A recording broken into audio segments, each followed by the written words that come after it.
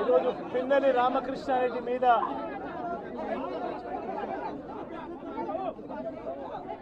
తన మీద ఏకంగా 307 అంటే అటెంప్ట్ టు మర్డర్ లాంటి కేసులు పెట్టి ఏ రకంగా అన్యాయంగా తనను జైల్లో నిర్బంధించడం జరుగుతూ ఉందో కూడా చూస్తూ ఉన్నాం. ఈరోజు రాష్ట్ర వ్యాప్తంగా కూడా ఇదే కార్యక్రమాలు జరుగుతూ ఉన్నాయి. రాష్ట్ర వ్యాప్తంగా కూడా కేవలం తెలుగుదేశం పార్టీకి చంద్రబాబు నాయుడు గారికి ఓటు వేయలేదు అన్న ఒకే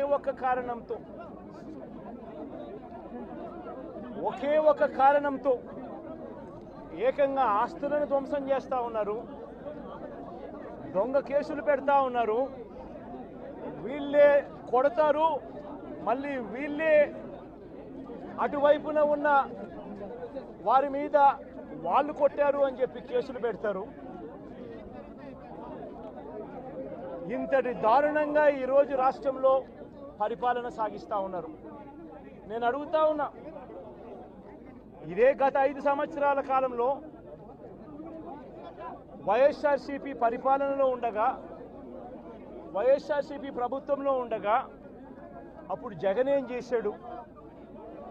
కులం చూడలేదు, మతం చూడలేదు, ప్రాంతం చూడలేదు, చివరికి ఏ పార్టీకి ఓటు వేశారన్నది కూడా చూడకుండా ప్రతి పథకము ప్రతి మనిషి కూడా అర్హత అన్నది మాత్రమే ప్రామాణికంగా తీసుకుని ప్రతి ఇంటికి డోర్ డెలివరీ చేసిన ప్రభుత్వం వైఎస్ఆర్సీపీ ప్రభుత్వందైతే, జగన్మోహన్ రెడ్డి ప్రభుత్వందైతే ఈరోజు కేవలం తెలుగుదేశం పార్టీకి ఓటు వేయలేదని, కేవలం చంద్రబాబు నాయుడు గారికి ఓటు వేయలేదని, కేవలం ఓటు వేయలేదన్న ఒక్క కారణంతో ఆస్తులు ధ్వంసం చేస్తూ ఉన్నారు, మనుషులను కొడతా ఉన్నారు, కొట్టి మరి కేసులు పెడతా ఉన్నారు.